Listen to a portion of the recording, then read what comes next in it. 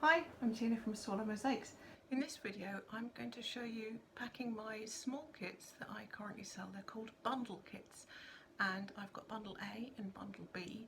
They're both available in my Etsy shop. I'll provide a link for that in the comments below. And I use those kits to provide people with the opportunity of making a small coaster size mosaic of their own design with a mixture of different colours of cut tiles. It's a lot of fun and let's get on with it. It's taken me an unbelievable length of time to set this view up so that you can actually see what I'm doing. I have to tip my tripod over so that I can actually see the view that I want. I need an extension of some sort, but I don't have one, so I have to work with what I've got. And I'll have to show you someday one. I don't know when I can work out how to do it, but I've actually got two pairs of tools. I've got a pair of nippers and a pair of running pliers actually propped against the edge of my tripod to stop it falling over, because effectively I've got it cantilevered. It's crazy, but anyway, I'm finally set up. So here is me doing some of the preparation for my bundle kits that are available in my shop. So one of the first things I need to do is to weigh out my cut tiles. So you can probably not really see them in the view, but I've got them all sorted by colour. So I've got a few ready here to go. And then I bag them up. Now the quickest way to do that, actually, I've discovered, is to have a standard size pot to weigh out lots and lots, and then I bag them up. But that's quite an interesting system, and I've just knocked everything. If you heard that, I knocked one of the posts of the tripod with my pot of yellow cut tiles, and that caused my tripod to move, which then caused the pliers and the nippers to slide off. Oh, the joys of recording at home. This is the reality, folks. Warts and all. Right, let me see if I can actually try. I'm really tempted to put this up unedited so you can see what it's really like. Okay, one day I'll know what I'm doing. So I reckon on between 30 and 40 grams for most of the colours, but some of them, if they're quite difficult to get hold of, I've got a very, very small amount, then, or they're terribly expensive, what have you, then I tend to do 20 to 25 grams, and that's all in the information that's available on my site, so people know what they're expecting. So I've got it on, and this pot is teared to 0, so that means that I know that everything I'm now weighing is tiles. 39, that's okay. So how many yellows do I need? I need another one. Wait for it to go to 0. Yep. So everything I'm weighing is now tiles. 20. You could say in some respects it is potluck as to exactly how many you get, but it all weighs out evenly in the end, because anything between 30 and 40 is what I reckon on. That's 35, that's good. So that's my 2 yellows done. So I can pop the lid back on that one, put that to the side, hopefully not knocking my stand. Get my next pot up. Right, so I've done my red and orange because I had them in stock already. So I've done a couple of yellows, so I need 2 greens. Okay, so here are my greens. The contents of these containers really depends on what projects have been worked on recently, and that's as simple as it gets. It's really a random potluck what you get. What makes it fun, because it is random. There are all kinds of bits and pieces. I think what I might do, I could add this video to my Etsy listing. I wonder if that would be a good idea, wouldn't it? Because then people could actually see a little bit of what they're getting first. So that's my greens done. Okay, teal. No, I had a teal in stock already. I've done that. Blue. Okay, here's my blue. Put my pot on again. Back to 0.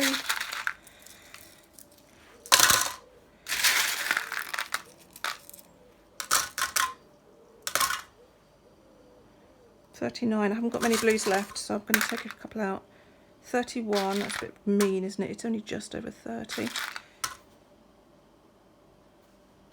Sometimes it takes a while. 34, that's better. Happy with that.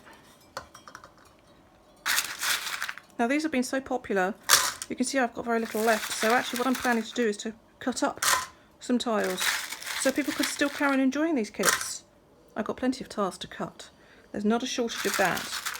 It's simply that when I started these kits, I was actually using offcuts that I had stored. Actually, before I go further, I'm going to put that to the side for a minute and I'll show you what this actually looks like. Let me grab a piece of paper.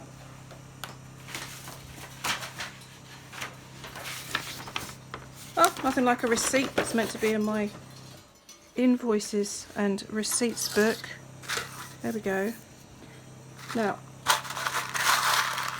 we grab a handful in just the way that I do for when you do it. Now, there are tiny bits here that won't end up in there because this is, as you can see, right at the bottom of the pot.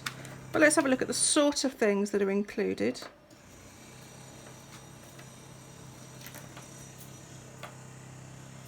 So you can see there are some pieces of the same thing.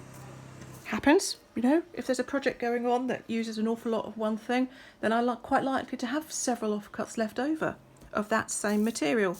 Likewise with probably these pieces. Honestly, I do a lot of teaching in real life workshops as opposed to online, and stopped at the moment obviously with the COVID.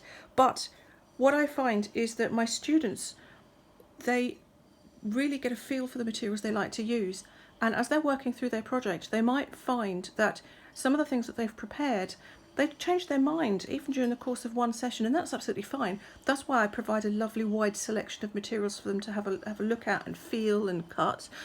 But of course I don't throw those cut pieces away because they're not waste. So they go into my offcuts containers, which you can see are just colour coordinated, and they end up being used for projects like these bundle kits, where having a nice selection of ready cut materials allows you to really play. You don't need cutters yourself, you don't need to know how to cut, you don't need any specialist equipment at all, and yet you can end up with something really fun. So I've got here, yeah, so there's quite a few of those ones. So there's obviously something going on with there. We've got a few of these bubbly blue things. Looks like another bubbly. No, that's some of the flat stuff.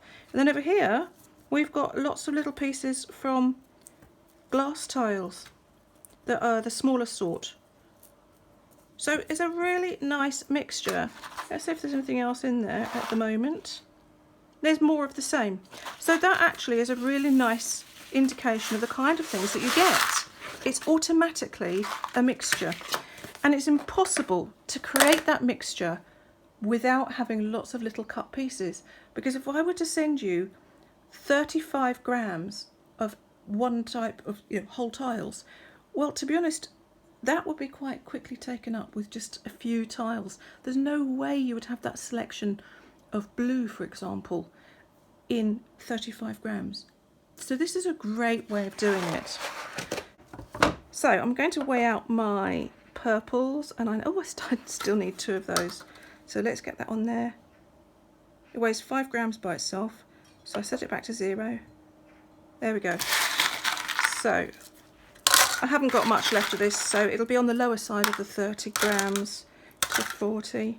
32, perfect. That automatically goes to 0. These are very accurate scales. They weigh to the 1 gram. Really handy. 29, 33, perfect. Happy with that. There we go. So I've probably got maybe 2 pots left of the purple.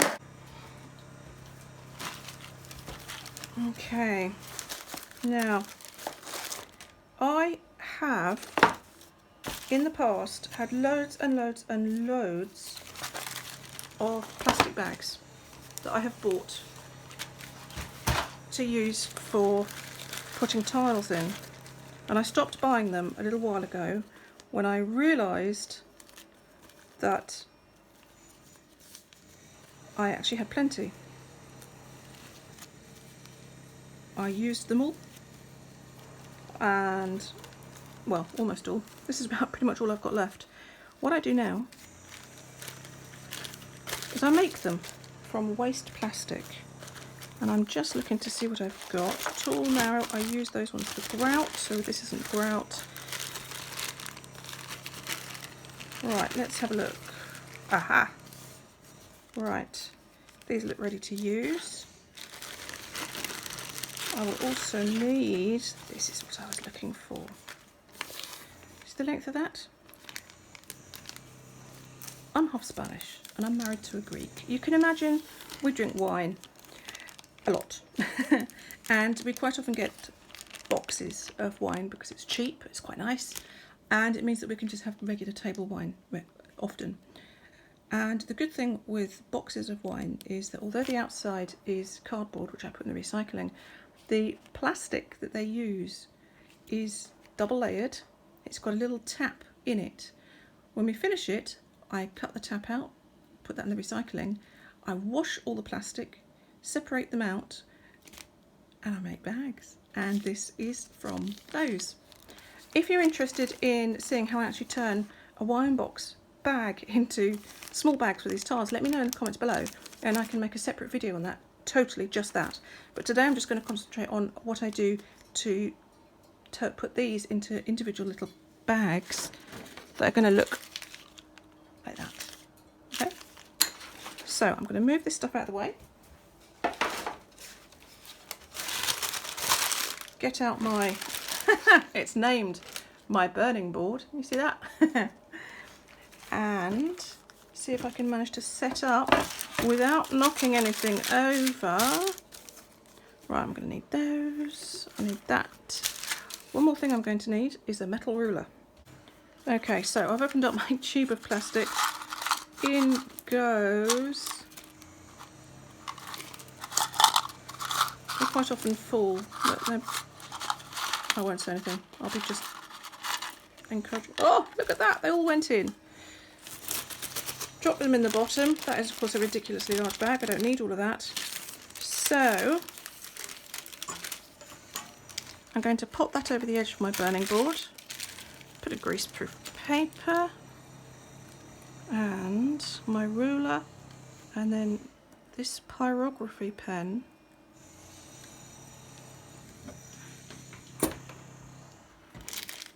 Ha ha! And look at that. That was the open side, it's now sealed. There we go. And I peel up my there, and I'm ready for the next one. So